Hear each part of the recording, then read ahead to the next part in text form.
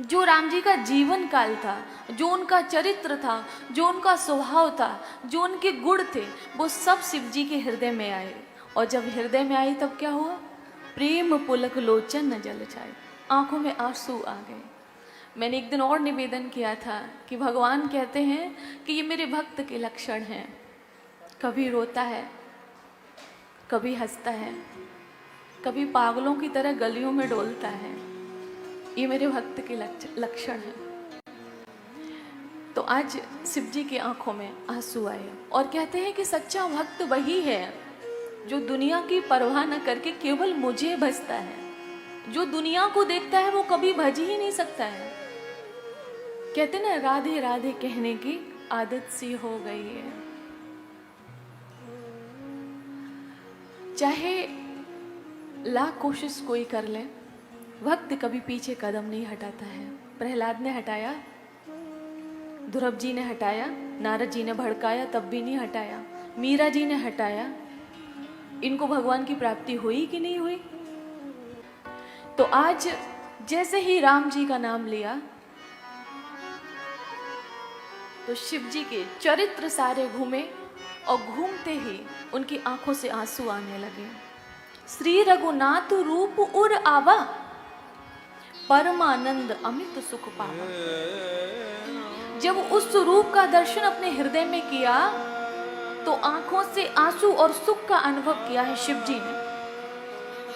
और जानते हो फिर कहा माता पार्वती से, धन्य धन्य गिरिराज कुमारी, धन्य धन्य गिरिराज कुमारी, तुम समान नहीं को उपकारी, तुम समान नहीं को उपकारी। आज यहाँ पे शिव जी ने उपकारी क्यों कहा?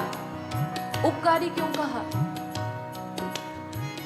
पूछे रघुपति कथा प्रसंगा, पूछे रघुपति कथा प्रसंगा, पूछे रघुपति कथा प्रसंगा, पूछे रघुपति कथा प्रसंगा, सकल लोक जग पावन गंगा, सकल लोक जग पावन गंगा, धन्य धन्य गिरिराज कुमारी, धन्य धन्य गिरिराज राजकुमारी। कहते हैं कि तुम धन्य हो। माता पार्वती से कह रहे, हे गिरिराज कुमारी तुम धन्य हो। क्यों धन्य हो? कि तुमने कथा का प्रसंग पूछा है। पूछे हो रघुपति कथा प्रसंगा, इसलिए तुम धन्य हो। अरे कथा का प्रसंग पूछने से कोई धन्य हो जाता है क्या? लेकिन शिव जी कह रहे हैं, सकल लोक जग पावन गंगा, सकल लोक जग पावन गंगा। कह रहे हैं कि ये ऐसी कथा गंगा है जो समस्त लोगों को पावन करती है। गंगा पावन कब करेगी? जब आप जाओगे, स्नान करोगे तब। और ये कथा यहाँ पे जितने लोग बैठे हैं, YouTube के माध्यम से जितने लोग सुन रहे हैं, सब पावन हो रहे हैं। दूसरा, कथा स्वयं जाती है पावन करने और गंगा के पास आपको चल के जाना पड़ता है, ये फर्क है। तो इसलिए कहते हैं सकल लोक जग पावन गंगा। राम जी की जो कथा है वो समस्त लोगों को पावन करने वाली है, इसलिए तुम धन्य हो। पूज्य गुरुदेव कहते हैं कि धन्यवाद का पात्र वो है जो कथा से संबंधित वार्तालाप करे। धन्यवाद का पात्र वो है कि जो भगवान की कथा कराए, भगवान की कथा को सुने। अब मैं आपसे एक निवेदन करूं, कोई बुरा मत मानना। आज जन्म दिवस पर शादियों में लोग कितना पैसा बहाते हैं? ईमानदारी से बताइयो, बहुत बहाते हैं। और भगवान के नाम पर, कथा के नाम पर। भागवत में लिखा है कि प्रत्येक जीव को चाहिए कि अपने जीवन में भले एक बार करे, जरूर कथा कराए। वैसे तो उसको जब मौका मिले तब कराना चाहिए शक्ति अनुसार, और नहीं तो जीवन में एक बार जरूर कराए। आज हम जीवन में हर काम करते हैं, बस कथा ही नहीं कराते हैं। पानी की तरह पैसे बहाते हैं, लेकिन कथा नहीं कराते हैं। भोजन 2-2, 3-3, 4-4 बार करते हो, और कथा रूपी भजन। तो कहा कि गिरजा सुनो, ये जो राम जी की कथा है, वो जो देवतुल्य स्वभाव के लोग होते हैं उनका तो हित करती है, उनको फायदा पहुंचाती है, उनको लाभ पहुंचाती है। लिखा है, गिरजा सुनो राम के लीला, सुरहित दनुज विमोह नसीला।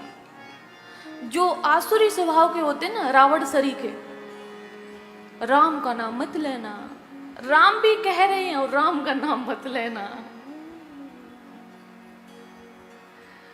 तो सुरहित दनुज विमोह नसीला, जो आसुरी स्वभाव के लोग होते हैं उनको ये चक्कर में डालती है, मोह में डालती है। वो जीवन भर कभी सोच ही नहीं पाते कि इससे हमारा कल्याण होगा, इसलिए वो कथा से विमुख रहते हैं, वो कथा की कभी पास नहीं आते हैं। ऐसा शिव जी कह रहे हैं, और कह रहे हैं कि आप पूछ रही हो कि शिव जी राम जी ने जन्म क्यों लिया, तो एक नहीं, उनके अनेक कारण हैं जन्म लेने के।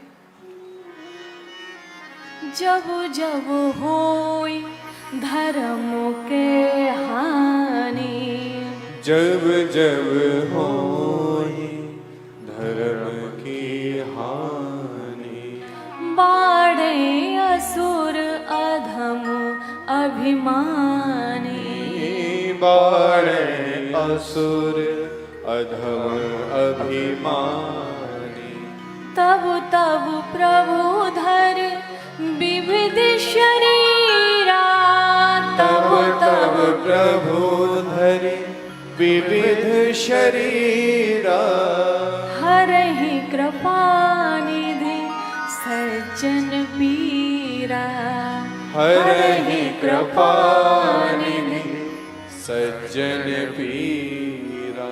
और इतना ही नहीं, राम जन्म के हेतु अनेका, राम जन्म के हेतु अनेका, परम विचित्र एक ते एका, परम विचित्र एक ते एका, परम विचित्र एक ते एका। तो यहाँ पर 2-4 चरित्र शिव जी ने सुनाए हैं, मैं भी आपको सुना दे रही हूँ 1-2। जय विजय जो पार्षद थे वो आप सब जानते हो, वो तो नहीं बताऊंगी, वृंदा की कथा बताती हूँ।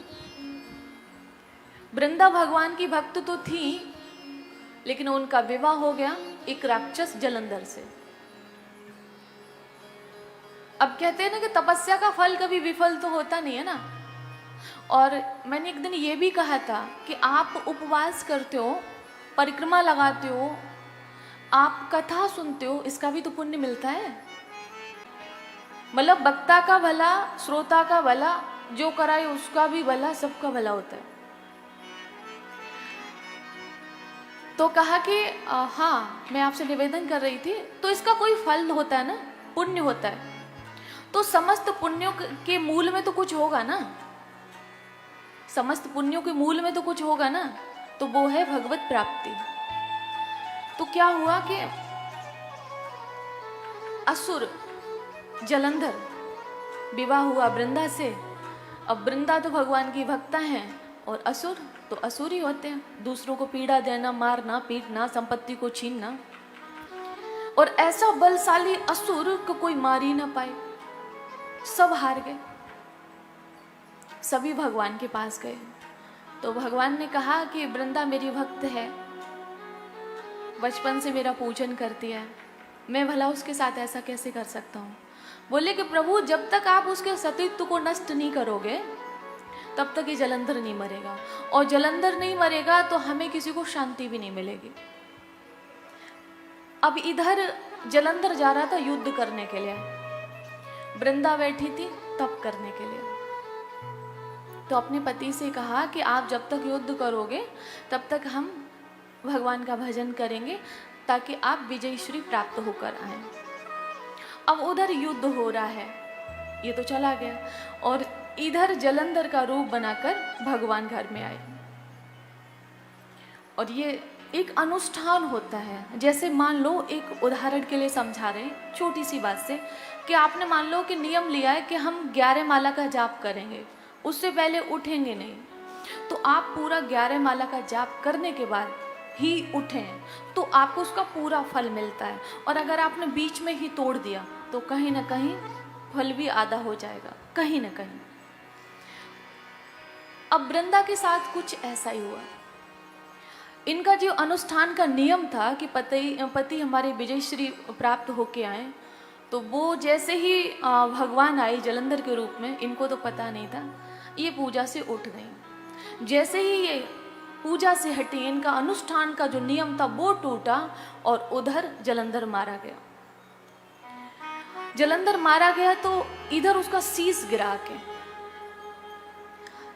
जैसे ही वृंदा ने देखा कि एक जलंधर सामने है और एक ये शीश गिरा है, सत्य क्या है, वैसे ही भगवान अपने वास्तविक रूप में आ गए। जैसे ही भगवान वास्तविक रूप में आए तो वृंदा ने उनको श्राप दे दिया कि आप पत्थर क्यों, आपके हृदय में दया नहीं है, बचपन से हमने आपकी पूजा की, उसका ये सिला।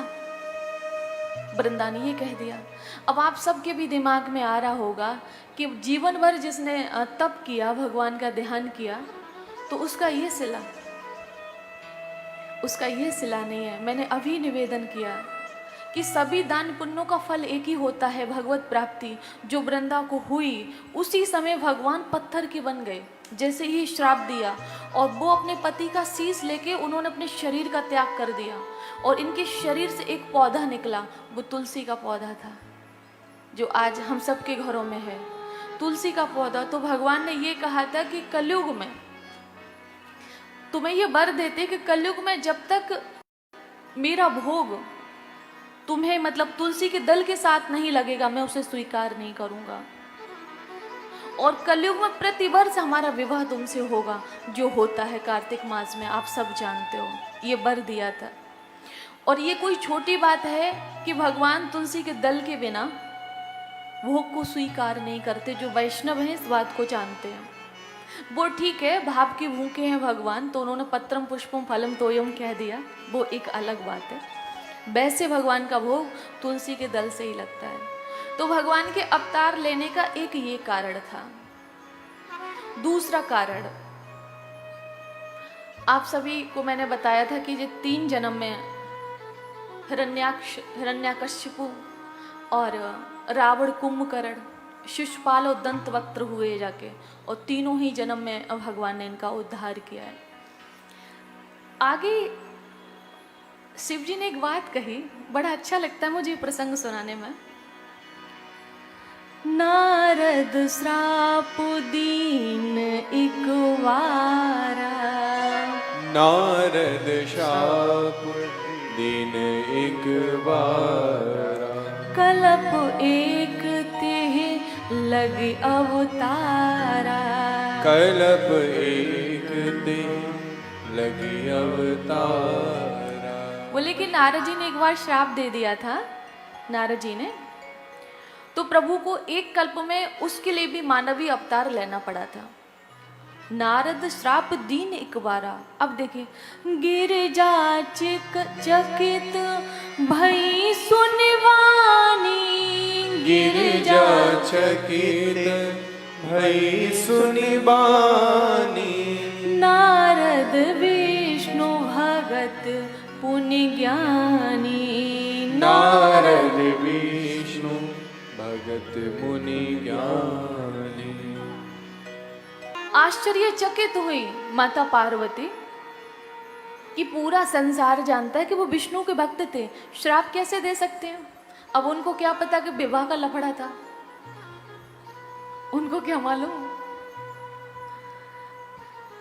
अब कहा माता पार्वती ने, कारण कवन श्राप मुनि दीना, कारण कवन श्राप मुनि दीना, का अपराध रमापति कीना, का अपराध रमापति कीना।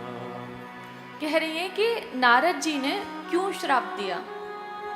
का अपराध रमापति कीना, ध्यान से सुनिएगा। नारद जी कौन है माता पार्वती के, बताओ? गुरु। थोड़ी थोड़ी आवाज आई थी, किसी ने कहा था गुरु, गुरु है, सही बात है। तो देखिए गुरु गुरु भक्ति देखिए क्या कह रही है, का अपराध रमापति कीना, मतलब मेरे गुरु का कोई अपराध नहीं होगा अगर उन्होंने श्राप दिया है। कोई अपराध रमापति अर्थात लक्ष्मी के पति ने किया होगा, अगर किया है तो बताने की कृपा करें। यह प्रसंग मोहे कहो पुरारी, यह प्रसंग मोहि कहो पुरारी, मुनि मन मोह आचरज भारी, मुनि मन मोह आचरज भारी।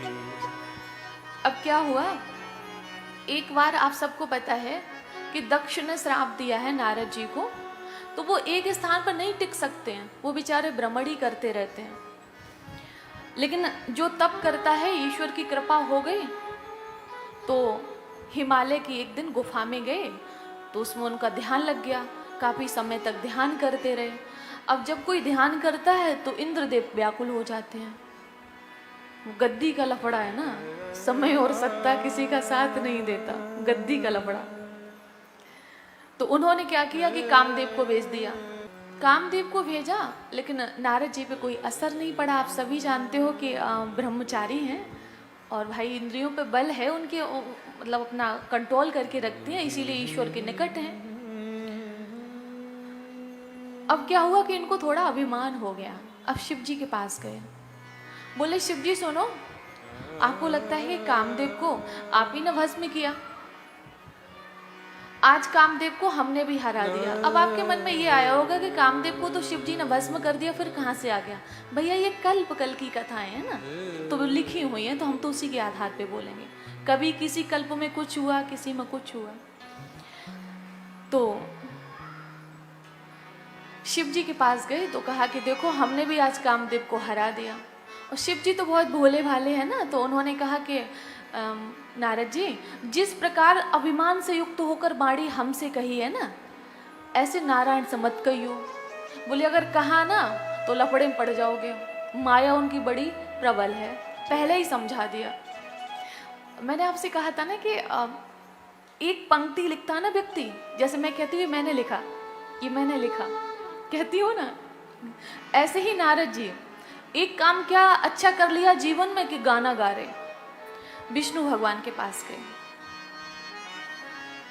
और उसी समय विष्णु भगवान से कहा कि प्रभु हमने कामदेव को जीत लिया, ये है वो, बहुत सारी बातें बोली ऐसी। तो विष्णु भगवान ने कहा अच्छा है। उन्होंने अपने मन में विचार किया भगवान ने कि इनके मन में गर्भ का एक अंकुर, एक बीज अंकुरित हो गया है, तो अभी अंकुरित हुआ है, ये मेरे भक्त हैं, तो अभी उस अंकुरित बीज को निकाल कर फेंक देता हूँ। अगर ये वृक्ष का रूप ले लिया तो इसको उखाड़ना मुश्किल पड़ जाएगा। और ये आप लोग भी जानते हो, जब छोटा पौधा होता है एक बच्चा भी उखाड़ सकता है, और जब वो वृक्ष का रूप ले लेता है ना तो बहुत मुश्किल होता है। पेड़ कट जाता है और फिर अंकुरित हो जाता है।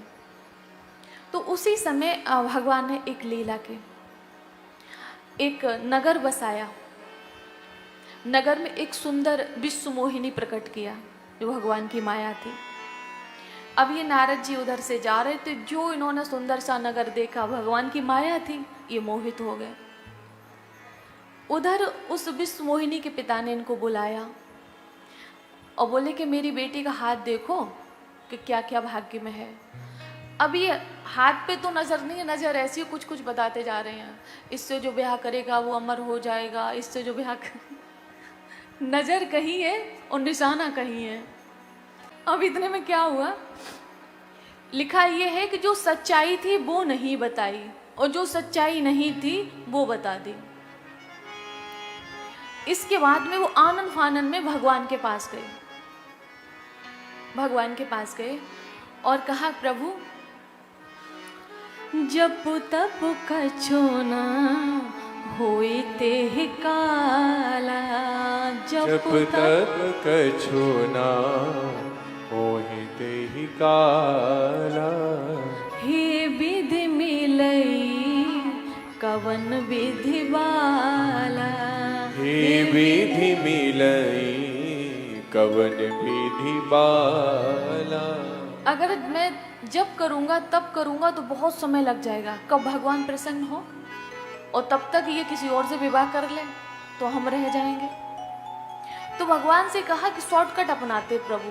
बोले क्या, आपन रूप देहो प्रभु मोही, आपन रूप देहो प्रभु मोही। भगवान ने कहा कि विवाह करना तो कर लो जाके, रूप कोई देने लेने की वस्तु है। बोले हाँ हाँ प्रभु, आन भात नहीं पावऊं ओही, आन भांति नहीं पावो ही। बोले प्रभु और कोई उपाय नहीं है, आन भात, किसी और उपाय से वो नहीं मिलेगी, क्योंकि उसका विवाह उसी से होगा जिसका हरि जैसा मुख होगा, हमारा तो है नहीं ना।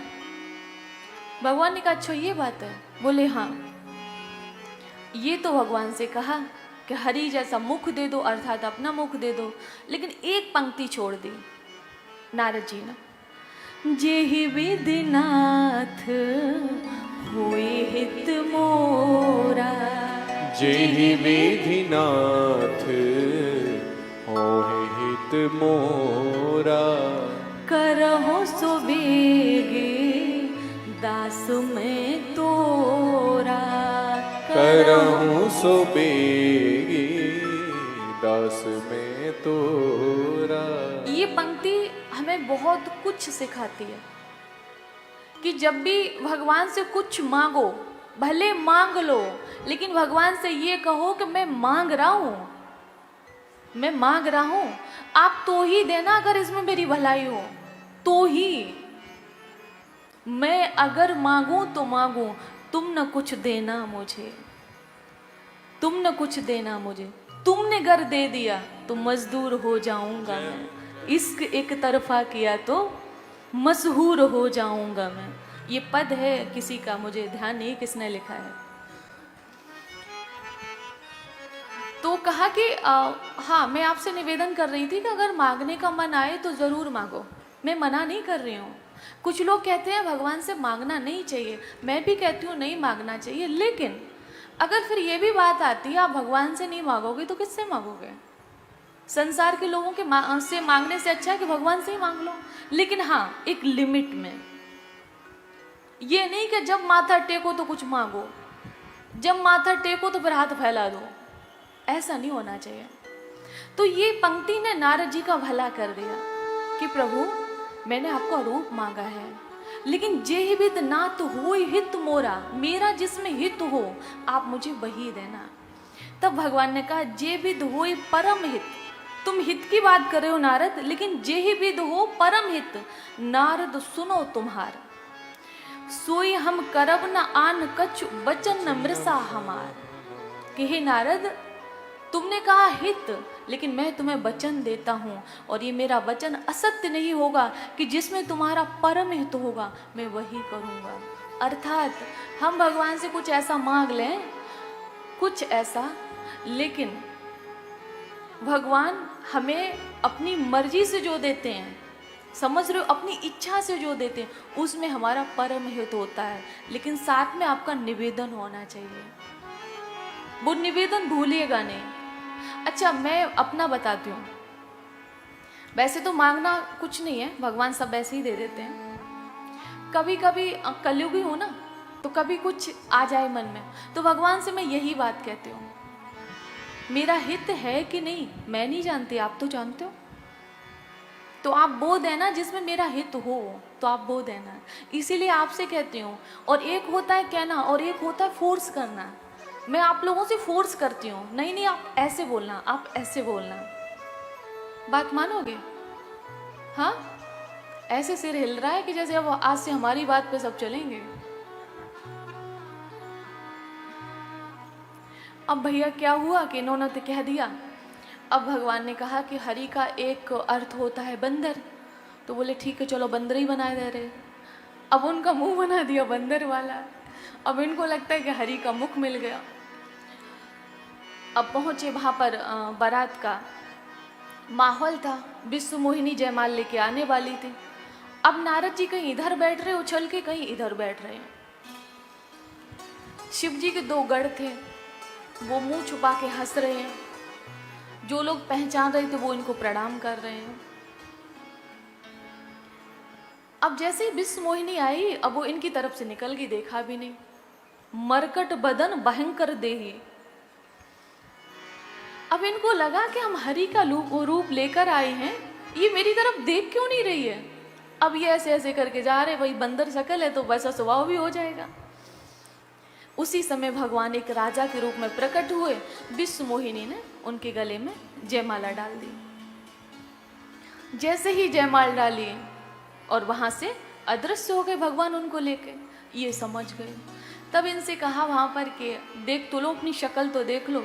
इन्होंने जब जल में देखा, अपने आप को हरि का मतलब बंदर का रूप पाया, तो भगवान को इतनी खरी खोटी सुनाई है, आप इसमें पढ़ लेना। तुमरे ईर्षा विकट विशेषी, परम स्वतंत्र न सिर पे कोई। खूब सुनाया। कहते ना, एक प्रेमी को, एक भक्त को सुनाने का भी अधिकार होता है, और भगवान सुनते हैं। गोपियों ने भी कहा कि तब योषिता कस्त जिन्नसी, तू कपटी है, तू छली है, ये सब कहा गोपियों ने कृष्ण भगवान को। और आज के तुम कपटी नहीं हो, तुमने बाली को छुप के मारा। सुपर्णखा आई तुमसे प्यार करने के लिए, तुमसे विवाह करने के लिए, तुमने उसको नकटी बनाया। ये सब लिखा है कि हमें मालूम है जो तुम्हें चाहता है तुम उसी को क्षति पहुंचाते हो। तो एक प्रेमी भक्त को और एक जो भक्त होता है उसको अधिकार भी होता है, वो अपना अधिकार समझता है। क्यों? हमें है राम जी के, राम जी हमारे हैं। तो आज जैसे ही भगवान के पास गए तो बीच में ही भगवान प्रकट हो गए।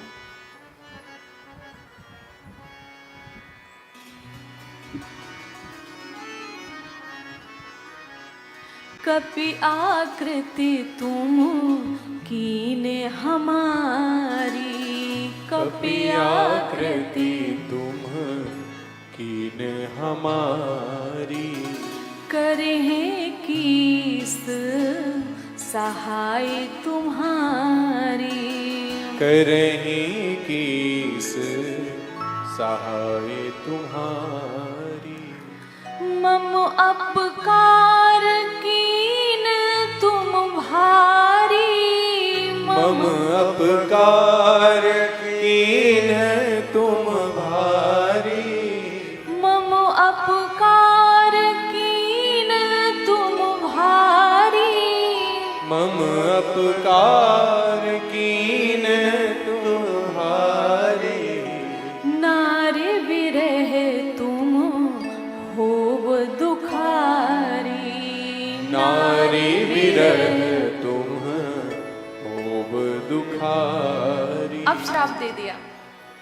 कपि आकृति तुम कीने हमारी, हमको बंदर बनाया। बोले कि विवाह हमको करना था और विवाह तुमने कर लिया।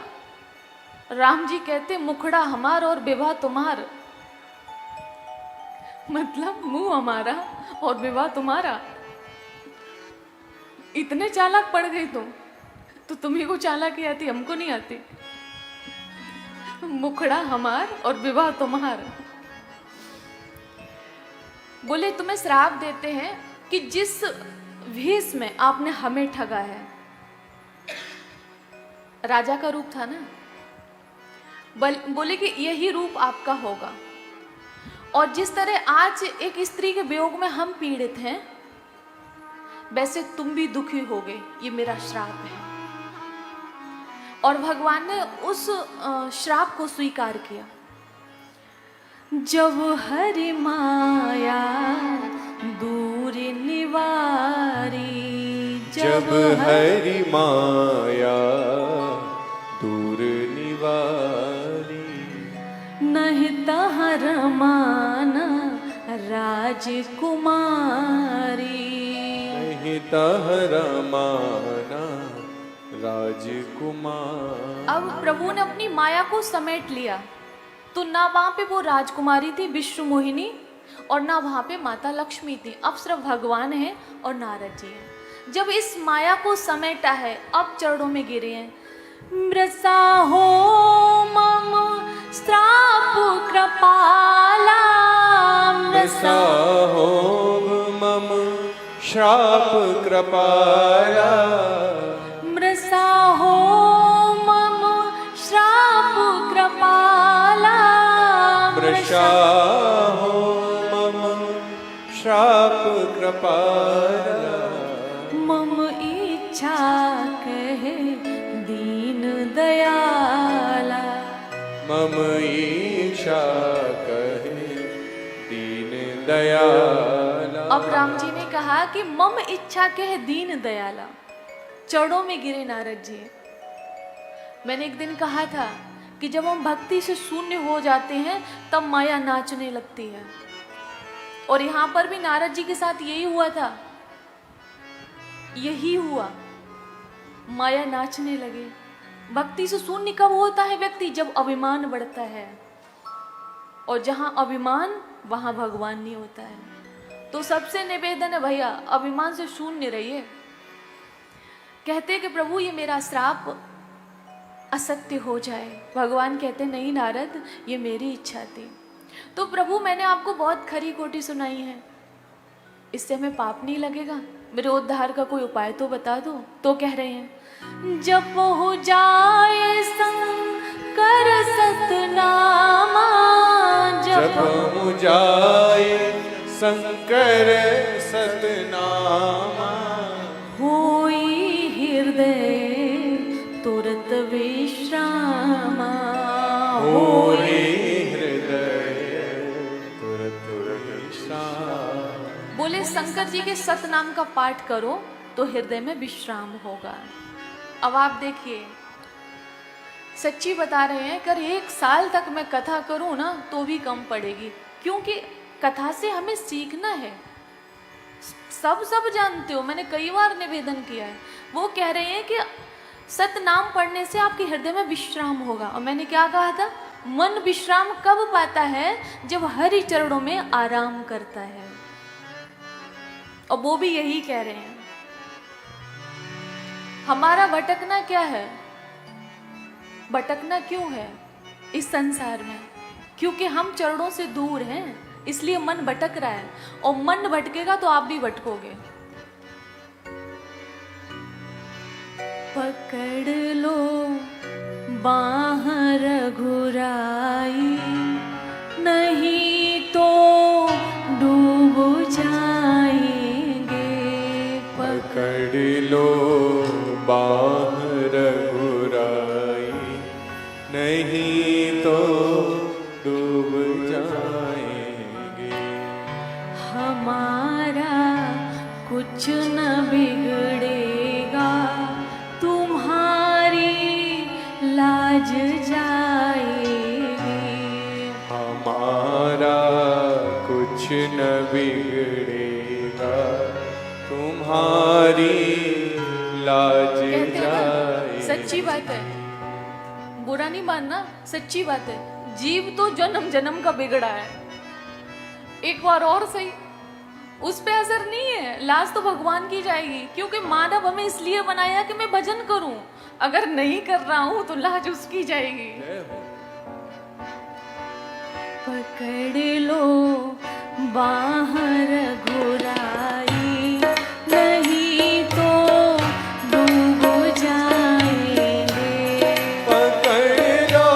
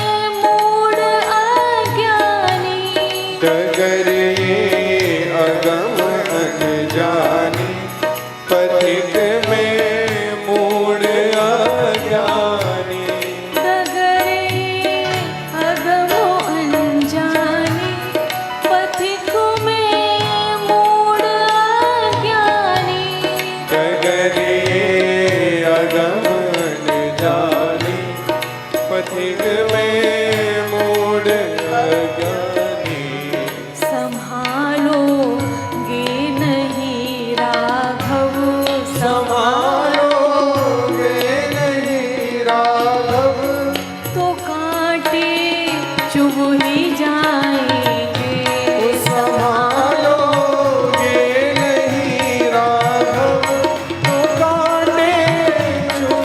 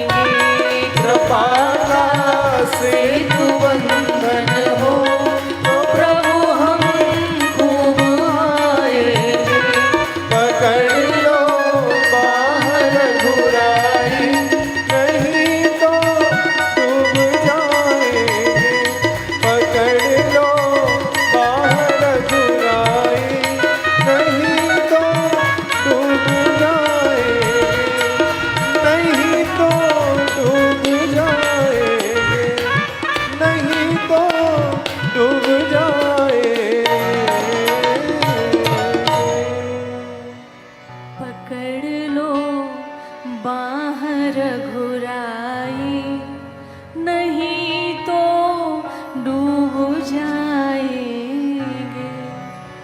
अभी हम कहाँ हैं? संसार को क्या कहते हैं? सागर।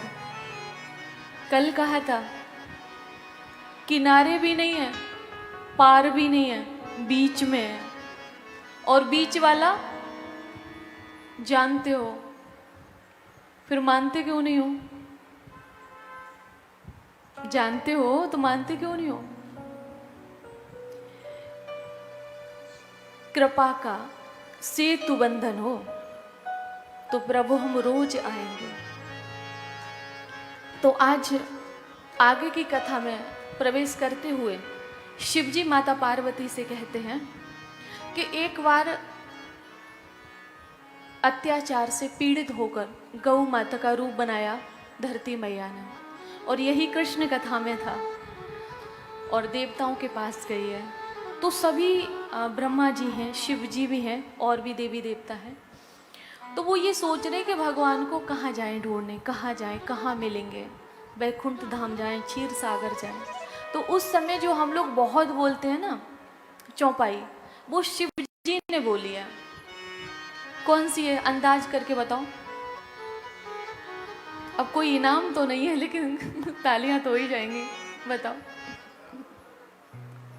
हरि व्यापक सर्वत्र समाना, हरि व्यापक सर्वत्र समाना, हरि व्यापक सर्वत्र समाना, हरि व्यापक सर्वत्र समाना, प्रेम ते प्रकट होई में जाना, प्रेम के प्रकट होई में जाना, हरि व्यापक सर्वत्र समाना, हरि व्यापक सर्वत्र समाना।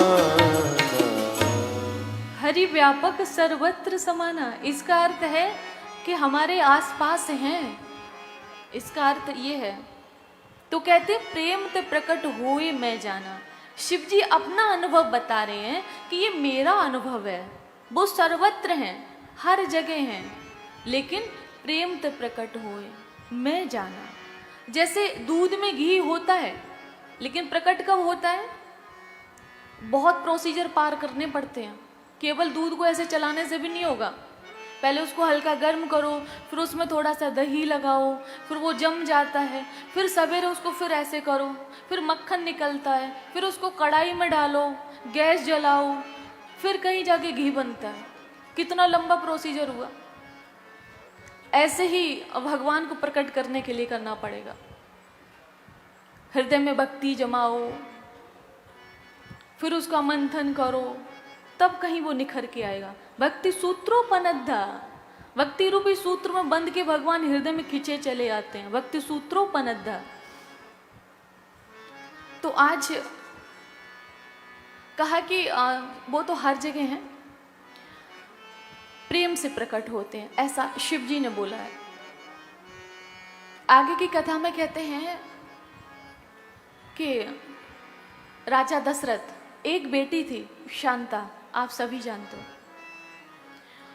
और जब देखा कि चतुर्थ अवस्था आने वाली है, थोड़ा मन उनका व्याकुल हुआ, तो अपने गुरुजी के पास गए। क्यों गए? बेटा हो जाए।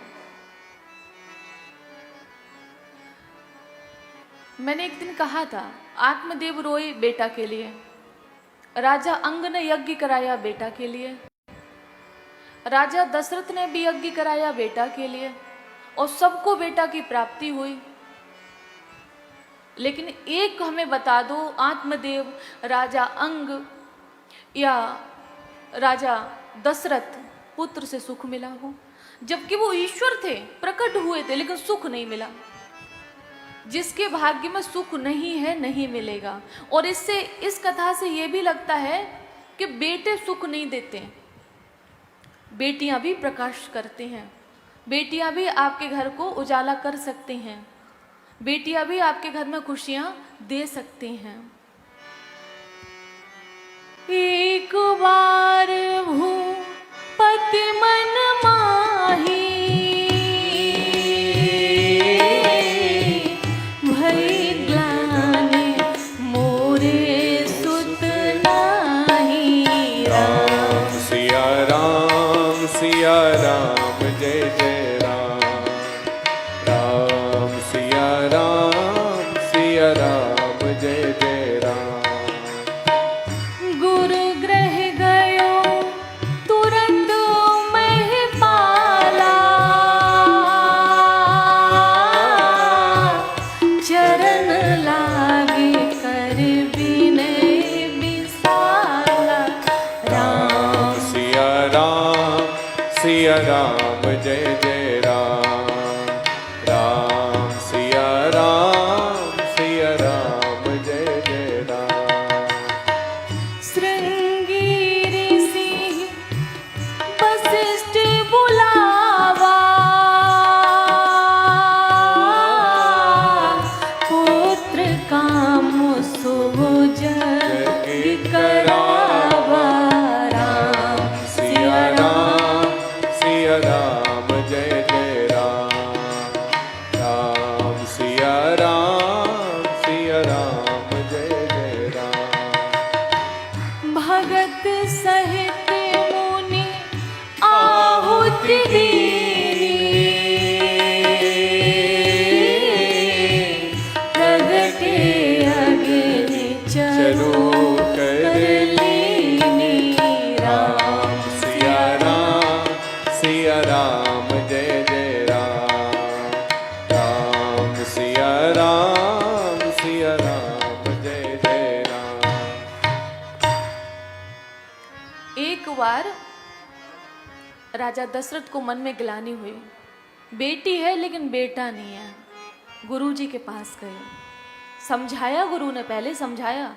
गुरु तो सही मार्गदर्शन करेगा ना, आप नहीं समझोगे तब वो कुछ और करेंगे, क्योंकि भाई गुरु ऐसे तो साधारण तो नहीं होते ना।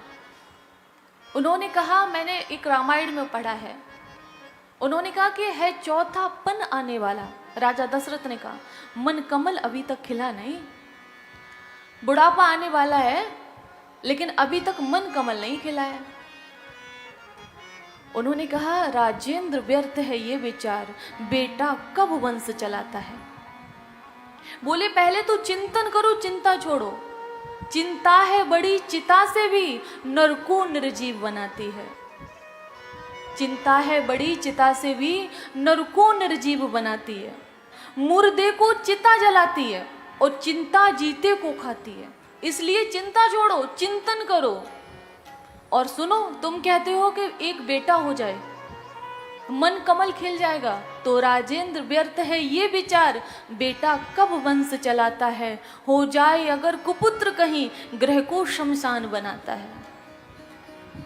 ग्रह को शमशान बनाता है। समझाया तो भी नहीं माने। बोले नहीं मानना तो यज्ञ कराओ। अपने दामाद से यज्ञ कराया। श्रृंगी उनके दामाद थे, आप सब जानते हो। यज्ञ कराया, अग्निदेव चरु लेके प्रकट हुए, तीनों रानियों को आपस में बांट दिया गया। और जब शुभ समय आया, ग्रह नक्षत्र सब शुभ समय आया, तो दिन के 12 बजे नौमी तिथि, नौमी तिथि मधुमास पुनीता। नौमी तिथि मधुमास पुनीता। शुक्ल पक्ष अभिजित हरिप्रीता। शुक्ल पक्ष अभिजित हरिप्रीता। मध्य दिवस अति शीतल घामा। मध्य दिवस अति शीतल घामा। पावन काल लोक विश्रामा। पावन काल लोक विश्रामा। नौमी तिथि मधुमास पुनीता। नौमी तिथि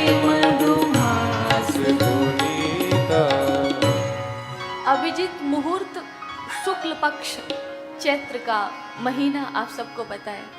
प्रभु श्री राम का दिन के 12 बजे जन्म हुआ, और जन्म कहेंगे कि अवतार कहेंगे, जो भी कह लो, कहने में तो जन्म ही आता है। अब मैया को दर्शन दिया है, जो इधर कृष्ण ने किया ना वही राम जी ने चतुर्भुज रूप में प्रकट हुए हैं। मैया भी कह रही है कि इस रूप में पाने की तो कामना हमने नहीं की थी। आपको पता है कि राजा दशरथ और वो माता कौशल्या, ये पूर्व जन्म के मनु और शत्रुपा, जो इस धरती के पहले स्त्री पुरुष वो थे।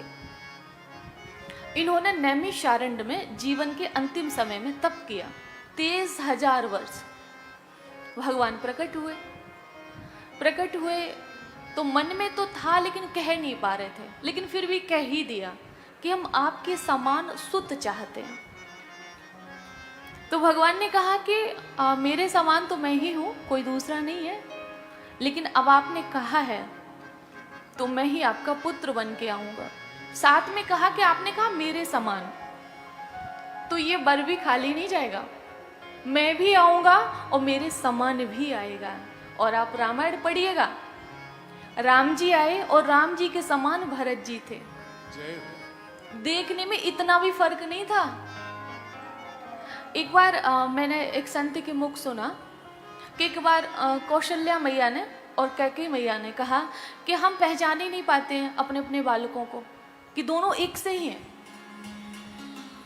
तो कहा कि आप जब ये दोनों बालक सामने लेट, तो जो बालक सामने वाले के चरणों की तरफ देखे तो समझ लेना कि ये भरत है, और जो बालक सामने वाले के मुख की तरफ देखे तो समझ लेना कि वो राम है। बस इतनी सी पहचान थी, दिखने में एक ही थी।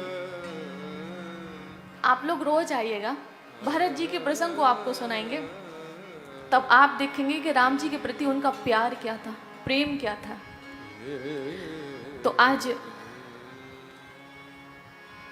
भगवान ने जन्म लिया, और जब राजा दशरथ ने सुना तो देखिए क्या कह रहे हैं।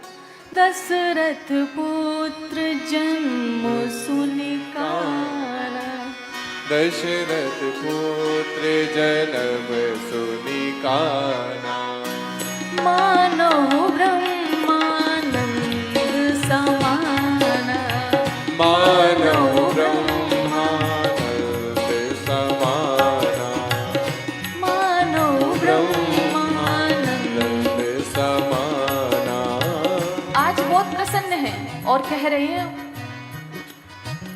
जाकर नाम सुनत शुभ होई, जाकर नाम सुनत शुभ होई, जाकर नाम सुनत शुभ होई, जाकर नाम सुनत शुभ होई, मोरे गृह आवा प्रभु सोई, मोरे गृह आवा प्रभु सोई, जाकर नाम सुनत शुभ होई। जाके नाम सुनत शुभ होई। कहते हैं कि जिसका नाम सुनने से शुभ होता है, देखिए कितनी बड़ी बात कह दी। और ये भागवत में भी लिखा है, भगवान कहते हैं मेरा नाम लेने से कल्याण होता है, लेकिन अगर कोई नाम नहीं ले पाता, सुन भी ले तो भी उसका परम कल्याण होता है। और यहाँ पर भी कह रहे हैं वो, जाकर नाम सुनत शुभ होई, और मोरे गृह आवा प्रभु सोई। राजा दशरथ इसका मतलब जानते थे कि राम है, जिनको हमने मांगा है ये वो है। इसका अर्थ ये है।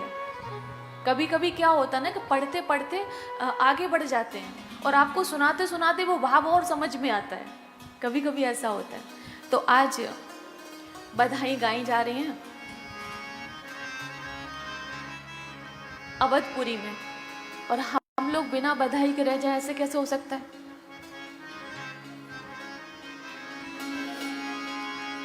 बधैया बाजे आंगने में, बधैया बाजे आंगने में, बधैया बाजे जय हो आंगने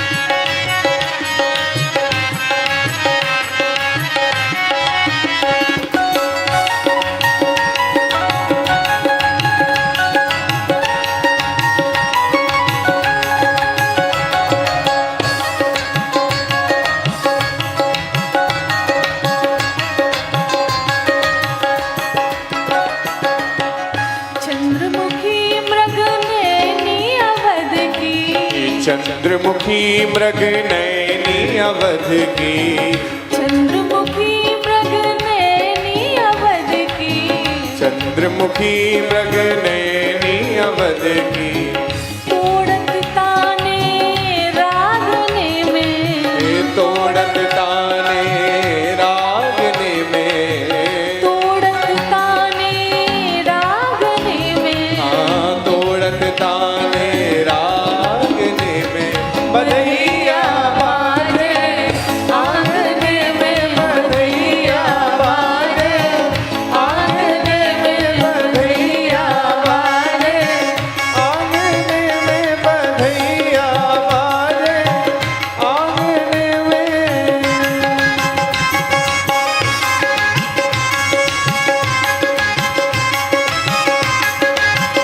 जय हो।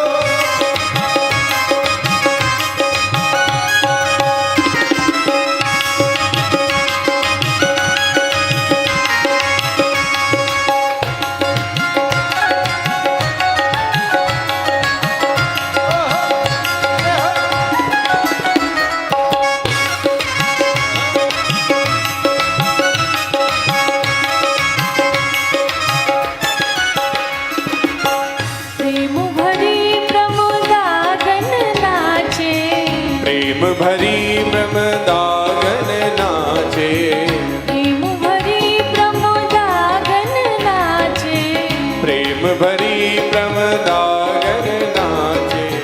नूपुर बांधे पायने में, नूपुर बांधे पायने में, नूपुर बांधे पायने में, नूपुर बांधे पायने में। बधैया बाजे आंगने में, बधैया बाजे आंगने में, बधैया बाजे आंगने में, बधैया बाजे आंगने में।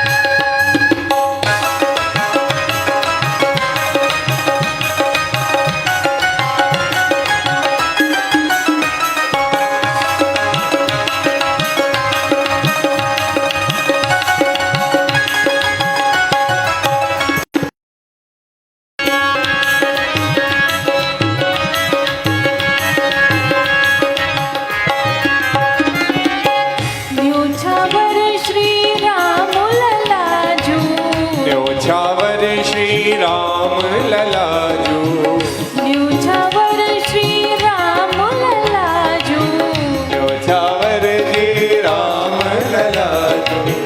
नहीं को लाजत मांगने में, नहीं कोहुलाजत मांगने में। आज जो कुछ मांगना हो मांग लो, लिखा है नहीं को लाजत मांगने में, नहीं कोहुलाजत मांगने में। बधैया बाजे आंगने में, बधैया बाजे आंगने में, बधैया बाजे आंगने में, बधैया बाजे आंगने में।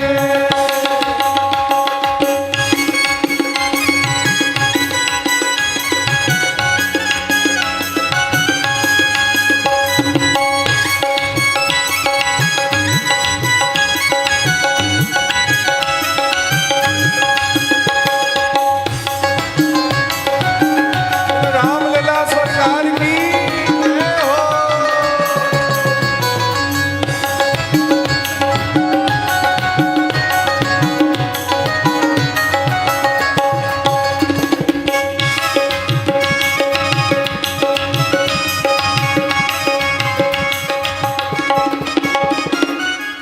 सियालली यह कौतुक देखत, सियालली यह कौतुक देखत, सियालली यह कौतुक देखत, सिया अली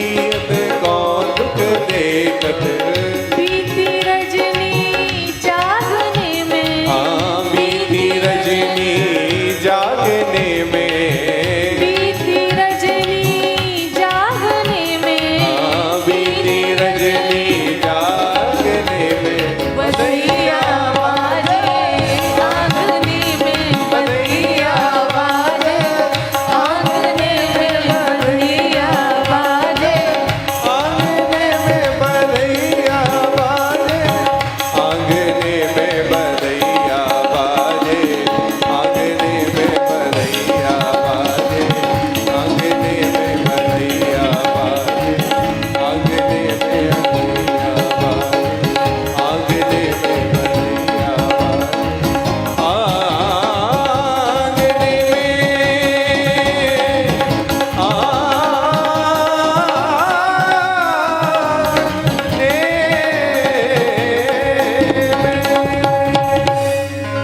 तो आप सभी को राधे राधे प्रणाम। कल सभी लोग समय से आए और बस यही निवेदन है। और कल जो मैंने बताया बाल लीलाएं, अहिल्या जी का प्रसंग और विश्वामित्र जी जो आएंगे वो एक अच्छे ढंग से आपको सुनाऊंगी मैं। अब इतने मन से सुनोगे तो हम इतना जल्दी कैसे कर सकते हैं। तब तक आप बधाइयों का आनंद लें। हर प्रगटे हैं चारों भैया, हर प्रगटे हैं चारों भैया, अवधवा में बाजे बधैया, प्रगटे हैं चारों भैया, अवधवा में बाजे बधैया, हे राम लखन चारों भैया, अवधवा में बाजे बधैया, राम लखन चारों भैया, अवधवा में बाजे बधैया, बाजे बधैया हा हा बाजे बधैया, बाजे बधैया आहा बाजे बधैया, अरे बाजे बधैया हा हा बाजे बधैया, बाजे बधैया हा हा बाजे बधैया। ऐसे भैया दोनों हाथ ऊपर कीजिए सभी लोग, दोनों हाथ ऊपर करते हुए बोले राम लला सरकार की। प्रगटे हैं चारों भैया, बधवा में बाजे बधैया, प्रगटे हैं। जैसे ही माता पार्वती ने राम जी का नाम लिया तो हर ही रामचरित सब आए।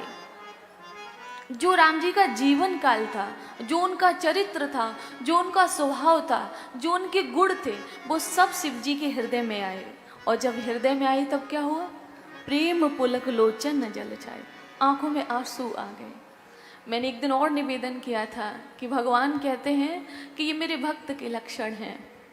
कभी रोता है, कभी हंसता है, कभी पागलों की तरह गलियों में डोलता है। ये मेरे भक्त के लक्षण हैं।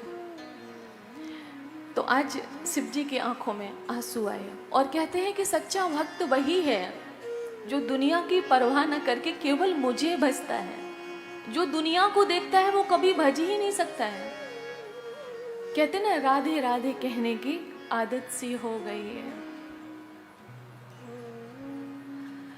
चाहे लाख कोशिश कोई कर ले, भक्त कभी पीछे कदम नहीं हटाता है।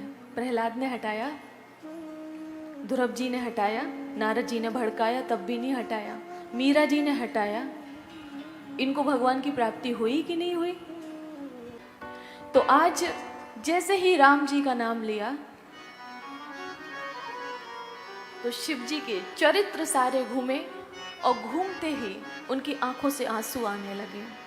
श्री रघुनाथ रूप उर आवा, परमानंद अमित सुख पावा। जब उस रूप का दर्शन अपने हृदय में किया तो आंखों से आंसू और सुख का अनुभव किया है शिव जी ने। और जानते हो फिर कहा माता पार्वती से, धन्य धन्य गिरिराज कुमारी, धन्य धन्य गिरिराज कुमारी, तुम समान नहीं को उपकारी, तुम समान नहीं को उपकारी। आज यहाँ पे शिव जी ने उपकारी क्यों कहा? उपकारी क्यों कहा? पूछे रघुपति पूछे रघुपति कथा प्रसंगा। पूछे रघुपति कथा प्रसंगा। पूछे रघुपति कथा प्रसंगा। सकल लोक जग पावन गंगा। सकल लोक जग पावन गंगा। धन्य धन्य गिरिराज कुमारी। धन्य धन्य गिरिराज राजकुमारी। कहते हैं कि तुम धन्य हो। माता पार्वती से कह रहे, हे गिरिराज कुमारी तुम धन्य हो। क्यों धन्य हो? कि तुमने कथा का प्रसंग पूछा है। पूछे हो रघुपति कथा प्रसंगा, इसलिए तुम धन्य हो। अरे कथा का प्रसंग पूछने से कोई धन्य हो जाता है क्या? लेकिन शिव जी कह रहे हैं, सकल लोक जग पावन गंगा। सकल लोक जग पावन गंगा। कह रहे हैं कि ये ऐसी कथा गंगा है जो समस्त लोगों को पावन करती है। गंगा पावन कब करेगी? जब आप जाओगे, स्नान करोगे तब। और ये कथा यहाँ पे जितने लोग बैठे हैं, YouTube के माध्यम से जितने लोग सुन रहे हैं, सब पावन हो रहे हैं। दूसरा, कथा स्वयं जाती है पावन करने और गंगा के पास आपको चल के जाना पड़ता है, ये फर्क है। तो इसलिए कहते हैं सकल लोक जग पावन गंगा। राम जी की जो कथा है वो समस्त लोगों को पावन करने वाली है, इसलिए तुम धन्य हो। पूज्य गुरुदेव कहते हैं कि धन्यवाद का पात्र वो है जो कथा से संबंधित वार्तालाप करे। धन्यवाद का पात्र वो है कि जो भगवान की कथा कराए, भगवान की कथा को सुने। अब मैं आपसे एक निवेदन करूं, कोई बुरा मत मानना। आज जन्म दिवस पर शादियों में लोग कितना पैसा बहाते हैं? ईमानदारी से बताइयो, बहुत बहाते हैं। और भगवान के नाम पर, कथा के नाम पर। भागवत में लिखा है कि प्रत्येक जीव को चाहिए कि अपने जीवन में भले एक बार करे, जरूर कथा कराए। वैसे तो उसको जब मौका मिले तब कराना चाहिए, शक्ति अनुसार, और नहीं तो जीवन में एक बार जरूर कराए। आज हम जीवन में हर काम करते हैं, बस कथा ही नहीं कराते हैं। पानी की तरह पैसे बहाते हैं, लेकिन कथा नहीं कराते हैं। भोजन 2-2, 3-3, 4-4 बार करते हो और कथा रूपी भजन। तो कहा कि गिरजा सुनो, ये जो राम जी की कथा है वो जो देवतुल्य स्वभाव के लोग होते हैं उनका तो हित करती है, उनको फायदा पहुंचाती है, उनको लाभ पहुंचाती है। लिखा है, गिरजा सुनो राम के लीला, सुरहित दनुज विमोह नसीला। जो आसुरी स्वभाव के होते हैं ना, रावण सरीखे, राम का नाम मत लेना। राम भी कह रहे हैं और राम का नाम मत लेना। तो सुरहित दनुज विमोह नसीला, जो आसुरी स्वभाव के लोग होते हैं उनको ये चक्कर में डालती है, मोह में डालती है। वो जीवन भर कभी सोच ही नहीं पाते कि इससे हमारा कल्याण होगा, इसलिए वो कथा से विमुख रहते हैं, वो कथा की कभी पास नहीं आते हैं। ऐसा शिव जी कह रहे हैं। और कह रहे हैं कि आप पूछ रही हो कि शिव जी राम जी ने जन्म क्यों लिया, तो एक नहीं, उनके अनेक कारण हैं जन्म लेने के। जब जब होई धर्म के हानि, जब जब होई धर्म की हानि, बाड़े असुर अधम अभिमानी, बाड़े असुर अधम अभिमानी, तब तब प्रभु धर विविध शरीरा, तब तब प्रभु धरि विविध शरीरा हरहि कृपा निधि सज्जन पीरा। हरहि कृपा निधि सज्जन पीरा। और इतना ही नहीं, राम जन्म के हेतु अनेका। राम जन्म के हेतु अनेका। परम विचित्र एक तेका। परम विचित्र एक तेका। परम विचित्र एक ते एका। तो यहाँ पर 2-4 चरित्र शिव जी ने सुनाए हैं, मैं भी आपको सुना दे रही हूँ 1-2। जय विजय जो पार्षद थे वो आप सब जानते हो, वो तो नहीं बताऊंगी। वृंदा की कथा बताती हूँ। वृंदा भगवान की भक्त तो थी, लेकिन उनका विवाह हो गया एक राक्षस जलंधर से। अब कहते हैं ना कि तपस्या का फल कभी विफल तो होता नहीं है ना। और मैंने एक दिन ये भी कहा था कि आप उपवास करते हो, परिक्रमा लगाते हो, आप कथा सुनते हो, इसका भी तो पुण्य मिलता है।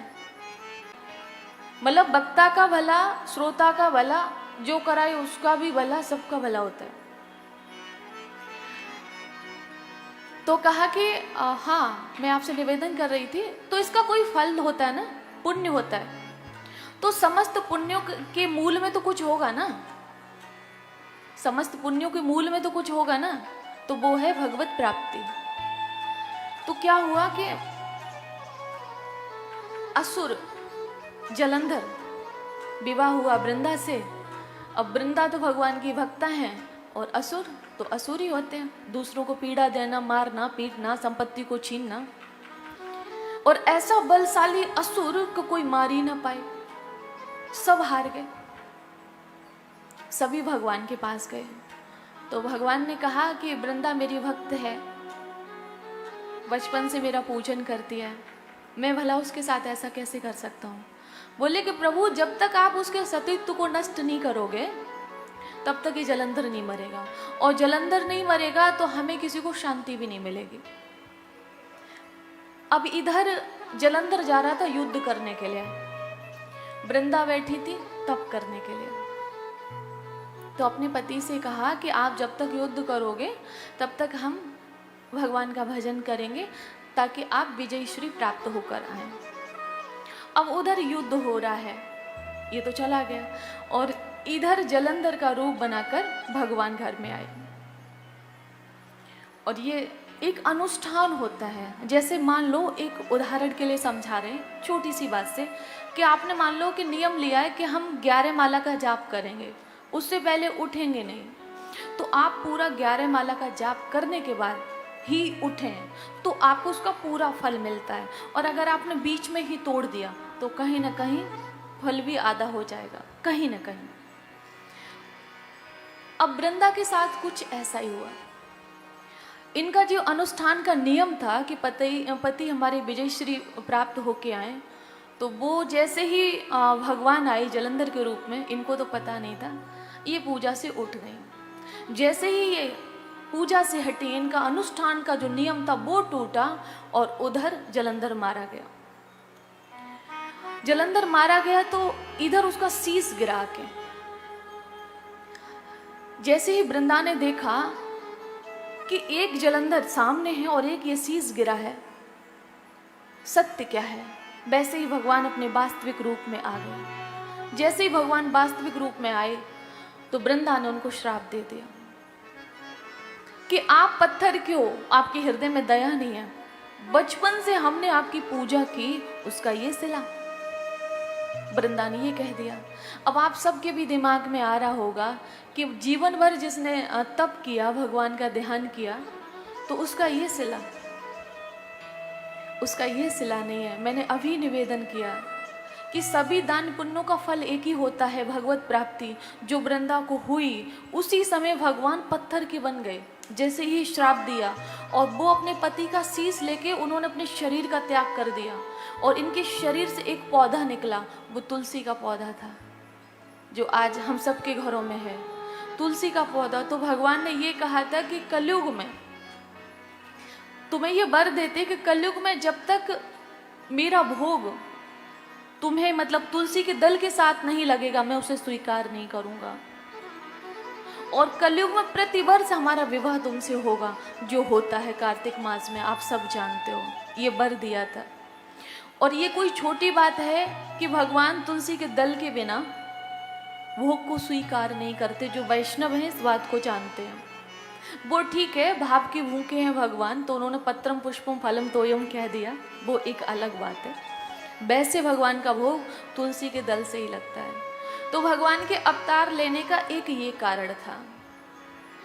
दूसरा कारण, आप सभी को मैंने बताया था कि ये 3 जन्म में हिरण्यकश्यपु और रावण, कुंभकर्ण, शिशुपाल और दंतवक्त्र हुए जाके, और तीनों ही जन्म में भगवान ने इनका उद्धार किया है। आगे शिव जी ने एक बात कही, बड़ा अच्छा लगता है मुझे ये प्रसंग सुनाने में।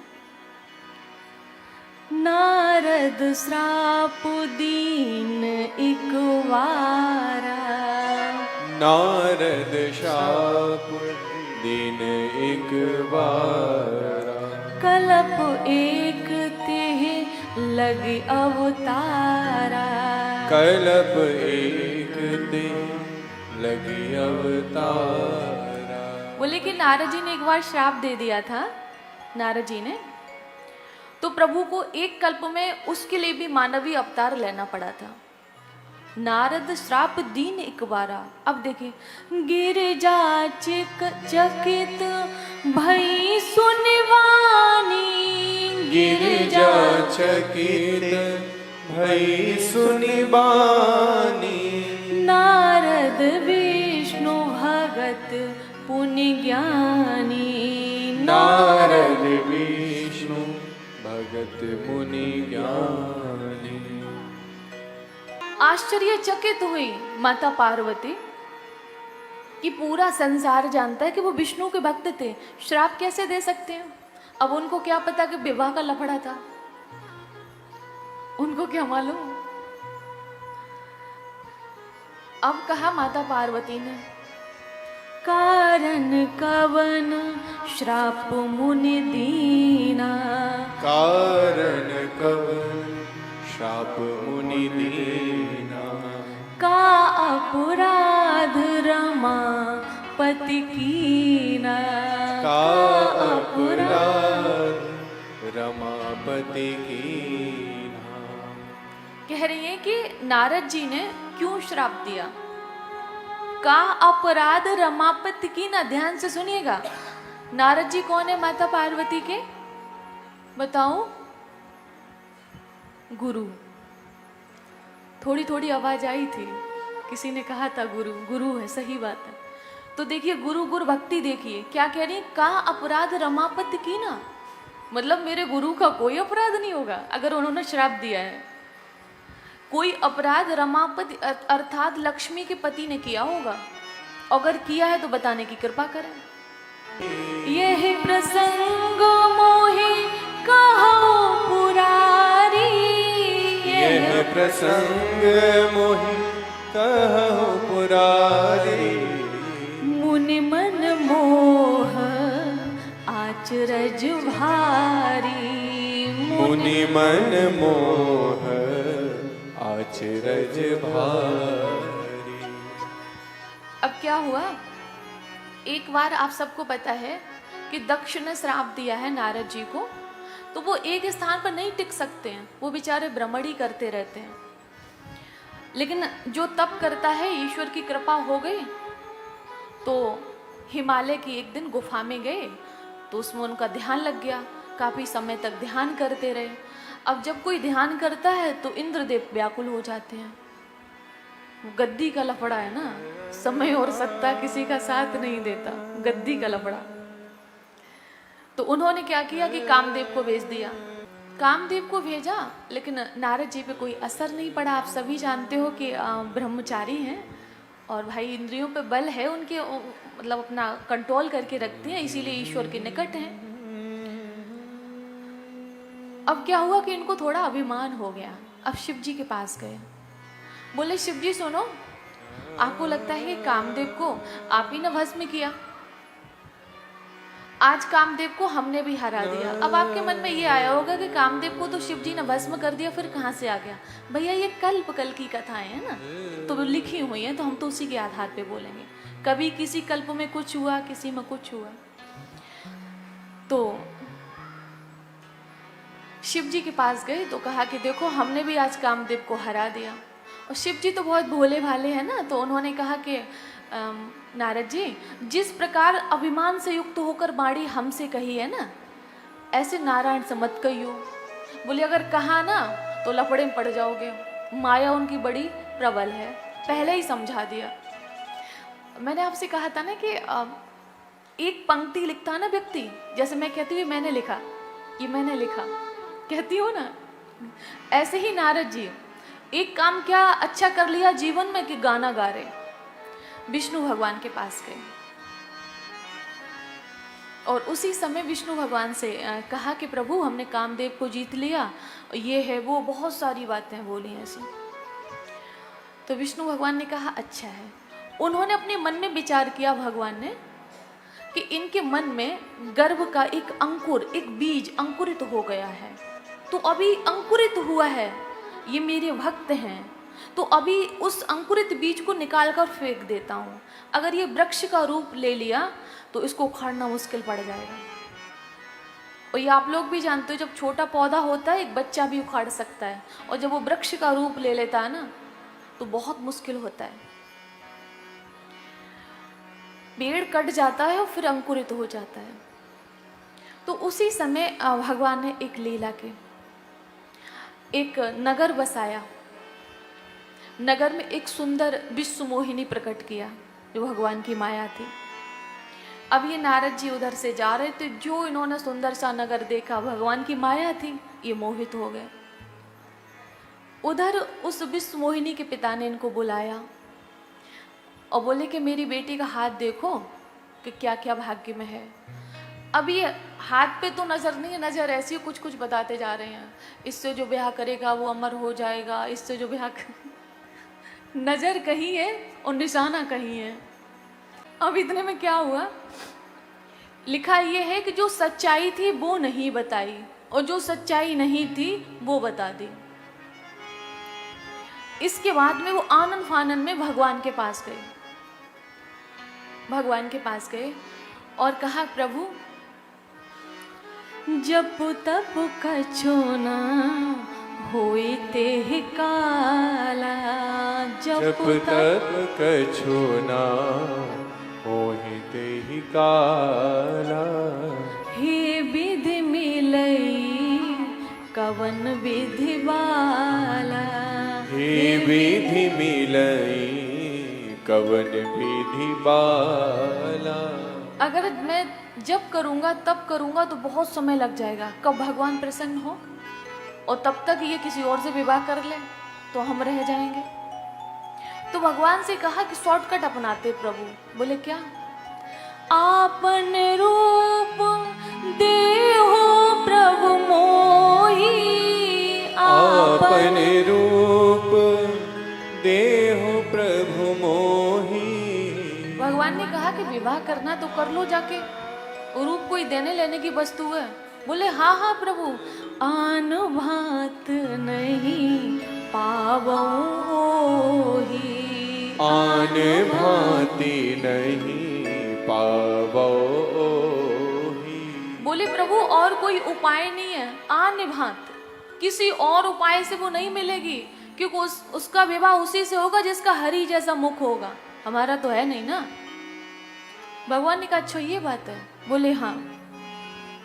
ये तो भगवान से कहा कि हरि जैसा मुख दे दो, अर्थात अपना मुख दे दो, लेकिन एक पंक्ति छोड़ दी नारद जी ने, जेहि विधिनाथ होए हित मोरा, जेहि विधिनाथ होए हित मोरा, करहो सो बेगे दास में तोरा, करहूँ सो बेगी दास में तोरा।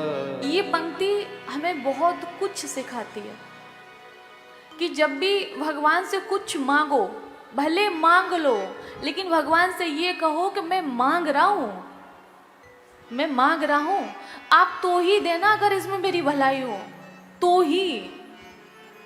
मैं अगर मांगू तो मांगू, तुम न कुछ देना मुझे, तुम न कुछ देना मुझे, तुमने घर दे दिया तो मजदूर हो जाऊंगा मैं, इश्क एक तरफा किया तो मशहूर हो जाऊंगा मैं। ये पद है किसी का, मुझे ध्यान नहीं किसने लिखा है। तो कहा कि हाँ, मैं आपसे निवेदन कर रही थी कि अगर मांगने का मन आए तो ज़रूर मांगो, मैं मना नहीं कर रही हूँ।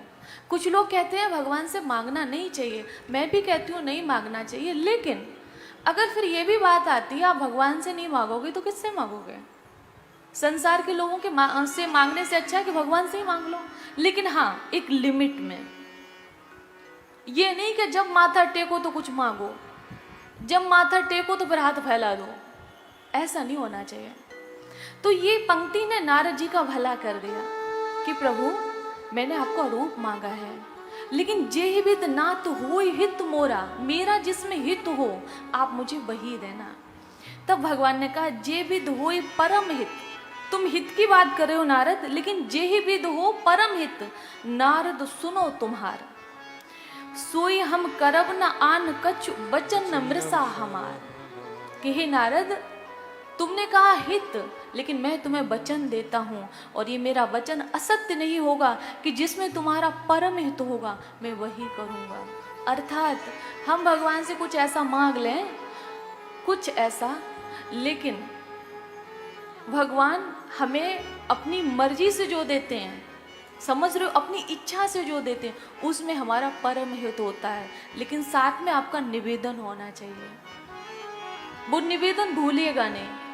अच्छा मैं अपना बताती हूँ, वैसे तो मांगना कुछ नहीं है, भगवान सब ऐसे ही दे देते हैं। कभी कभी कलयुगी हो ना, तो कभी कुछ आ जाए मन में, तो भगवान से मैं यही बात कहती हूँ, मेरा हित है कि नहीं मैं नहीं जानती, आप तो जानते हो, तो आप वो देना जिसमें मेरा हित हो, तो आप वो देना।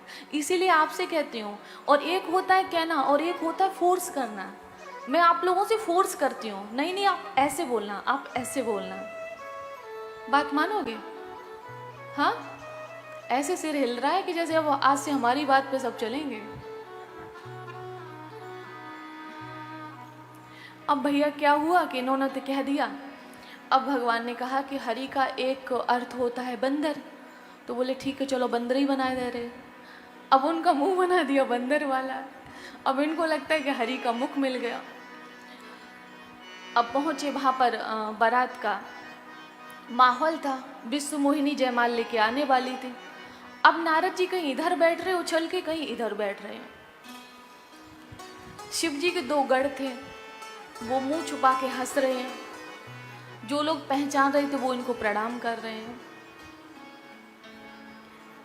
अब जैसे ही विश्व मोहिनी आई, अब वो इनकी तरफ से निकल गई, देखा भी नहीं। मरकट बदन भयंकर देही। अब इनको लगा कि हम हरि का रूप लेकर आए हैं, ये मेरी तरफ देख क्यों नहीं रही है।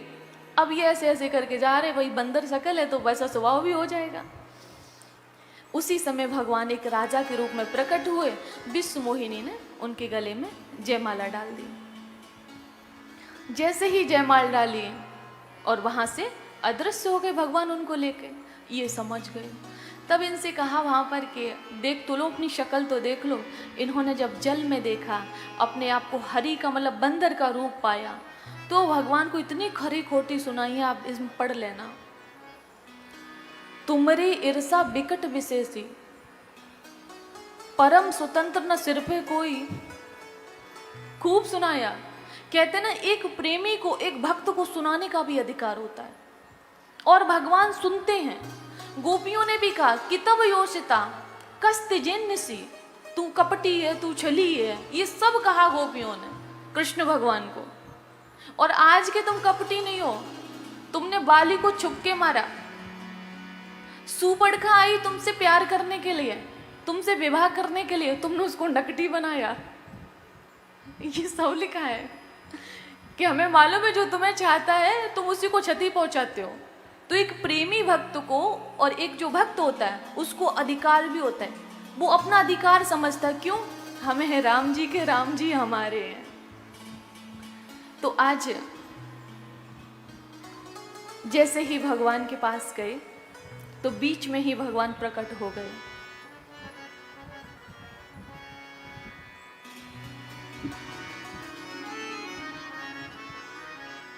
कपि आकृति तुम कीने हमारी, कपि आकृति तुम कीन हमारी, करें कीस सहाय तुम्हारी, करहीं कीस सहाय तुम्हारी।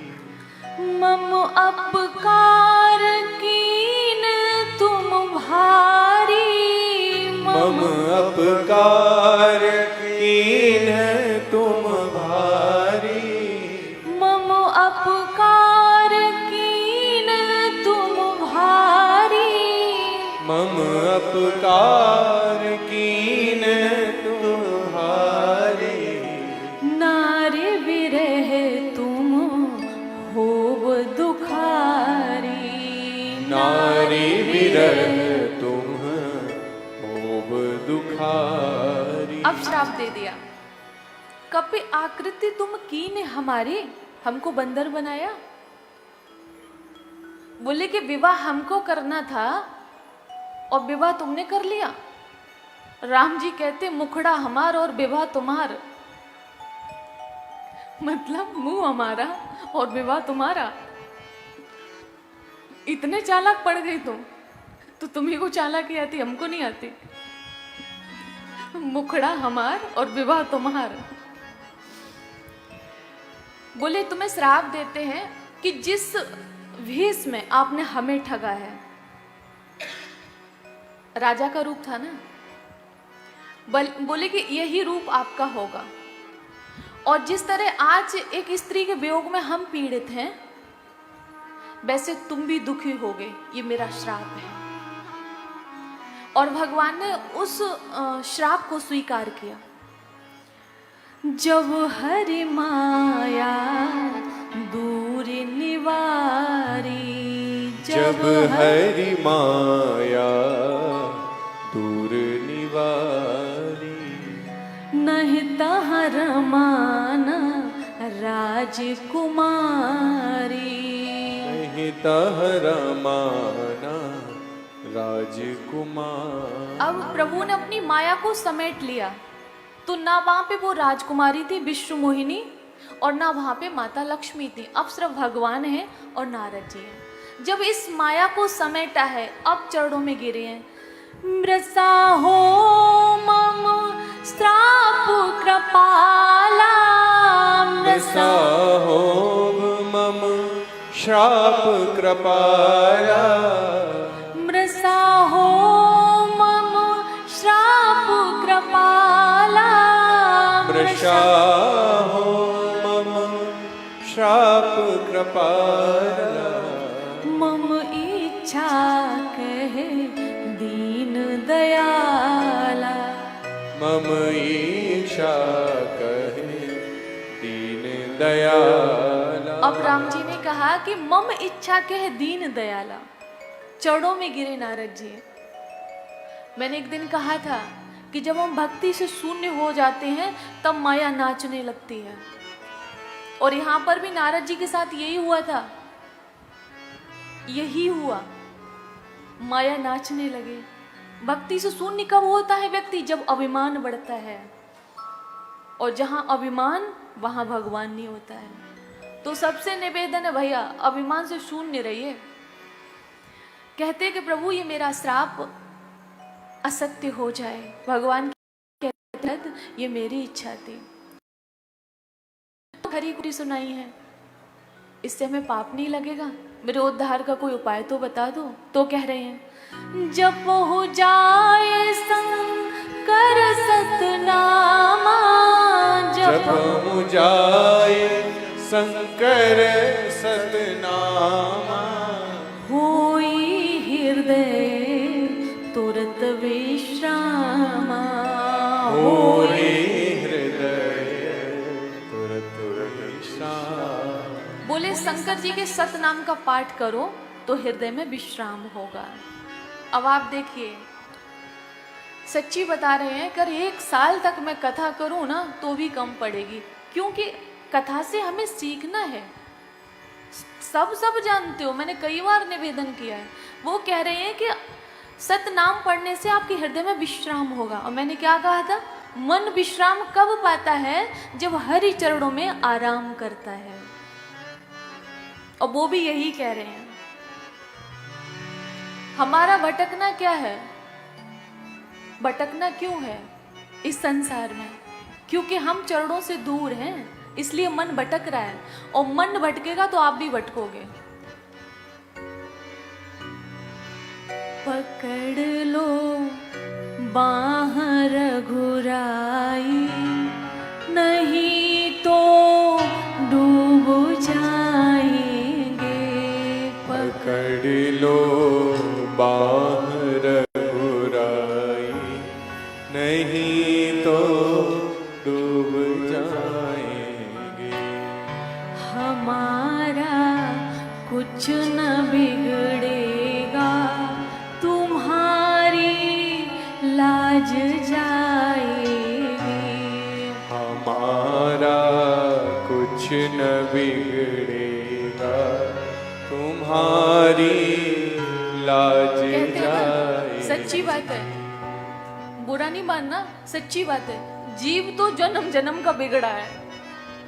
एक बार और सही, उस पे असर नहीं है, लाज तो भगवान की जाएगी। क्योंकि मानव हमें इसलिए बनाया कि मैं भजन करूं, अगर नहीं कर रहा हूं तो लाज उसकी जाएगी। पकड़ लो बाह रघुराई, नहीं तो डूब जाएंगे। पकड़ लो बाह रघुराई, नहीं तो डूब जाएंगे। हमारा कुछ न बिगड़ेगा, तुम्हारी लाज जाएगी। हमारा